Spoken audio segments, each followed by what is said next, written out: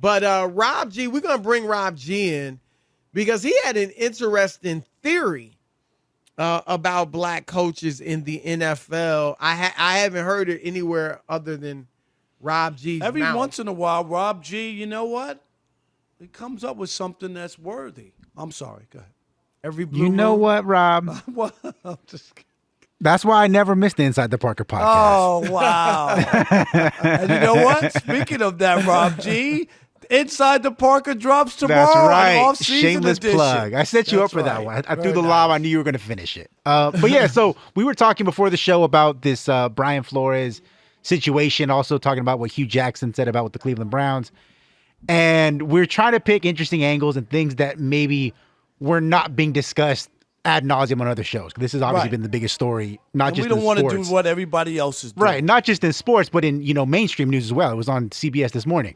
Yep. And one of the things I brought up to you guys was the idea that not only is it difficult for minority coaches to get hired in the NFL for head jobs, but it seems like if and when they do get hired, they're getting positions that are very bad teams, and they're being used, for lack of a better word, to build up a really bad roster, a really bad team, but are never given the time to see it all the way through. And the example I brought up was Hugh Jackson in Cleveland. He had one win in 2 seasons. Their team was terrible. There was no way around got it. picks, You got a right? bunch They of started picks, getting a bunch of cleared up picks. their salary cap situation. Yep. As soon as they get all of that squared away, he gets fired so that the next coach can reap the benefits. Steve Wilkes in Arizona got 1 season. Yep. They took Josh Rosen with the 10th overall pick. Obviously, they didn't work out. But rather than give him the opportunity to feel it out with the next guy, which would have been Kyler Murray, or let him build from there, they fire him immediately and give Cliff Kingsbury the number 1 overall pick and a much better quarterback prospect than Kyler Murray. So No I just wanted doubt. to get your guys' opinion on that whole narrative that I brought forward.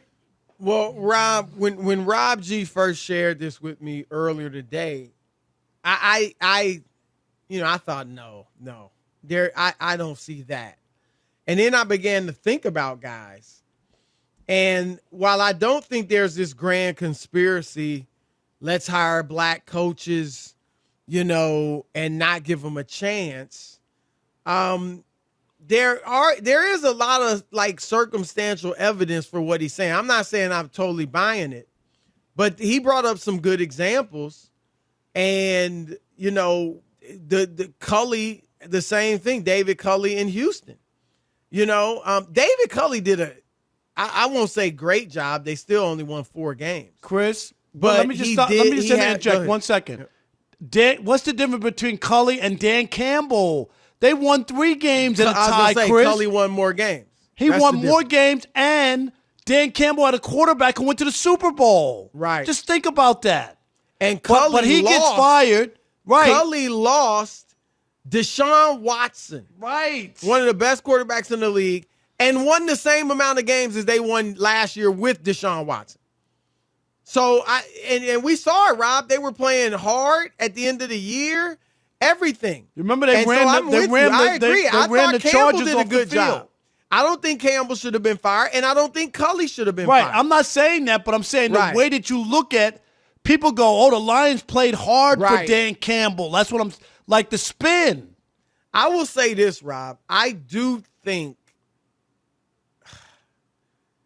think that in Houston and even maybe in Arizona with Wilkes, because I don't know what his contract was, but I'm sure it was for more than 1 year. All right. It's so hard to implement And your I system, think Chris, there's, in 1 year. Yeah, It just is. no question. Not fair. Matt Rule said you need 7 years, right? I Then he don't said know that about took that. Jay-Z 7 years. He won 7.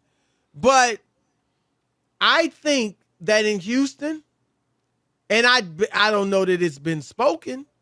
I know it certainly probably hadn't been spoken with people of color around. But do you think there's some, Culley?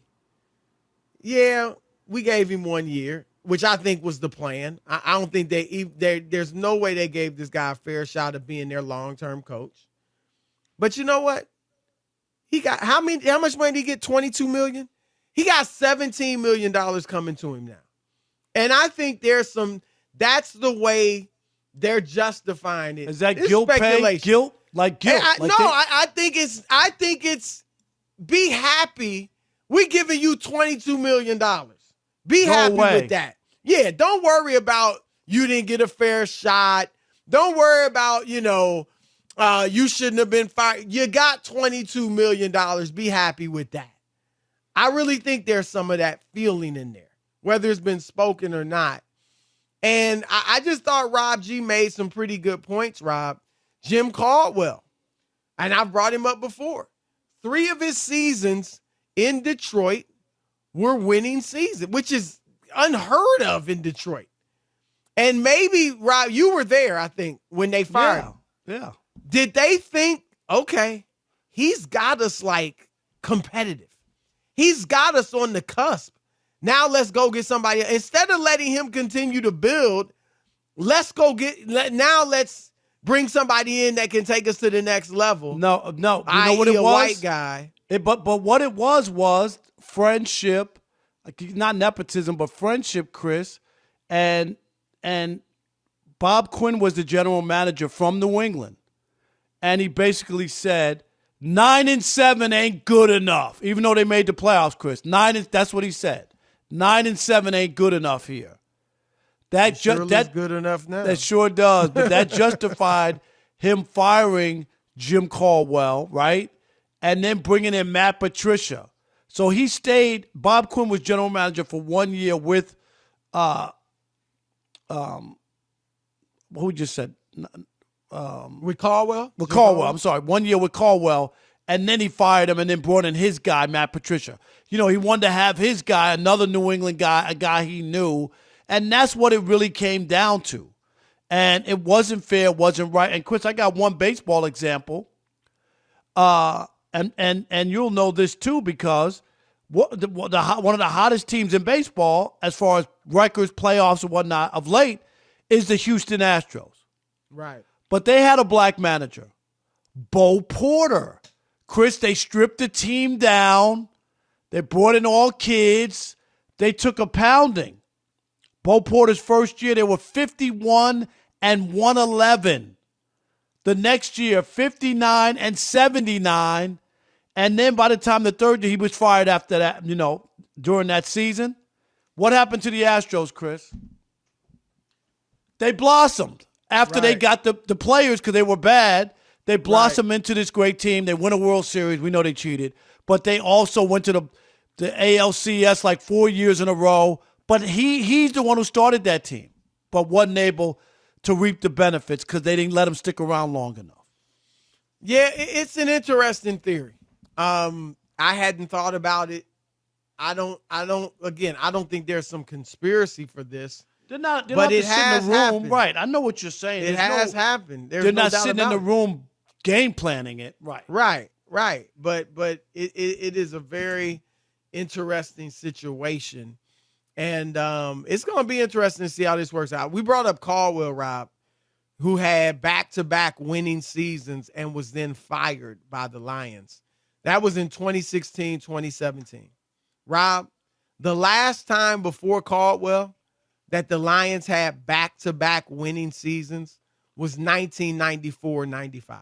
Wayne Fontes, yep. Wayne Fontes. So that's like 24 years. But it wasn't good enough. Right. And the only black coach in the league is Mike Tomlin, who's never had a losing season, won a Super Bowl. Is that like every black coach that has a job has to be that? Has to never have a losing record? See how high that bar is for him? That bar is way too high, and a lot of guys, and it doesn't mean that there aren't bad white coaches and that white coaches don't get fired. We get all that.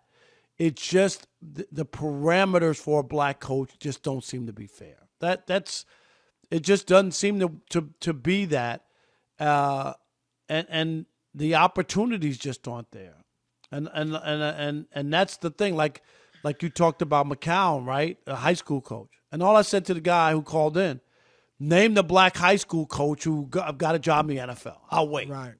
Right. When we start seeing that, Chris, then I could go, "Oh, what can I say?" Right. You just want fairness. You just want fairness. And you're seeing regularly guys with less experience.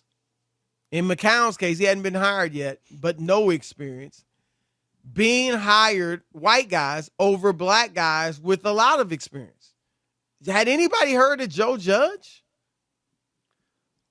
He was a special teams coach. And I know so was John Harbaugh, who, obviously is a great coach in Baltimore. He comes from a lineage, though. His father was a coach. I'm just saying, like right.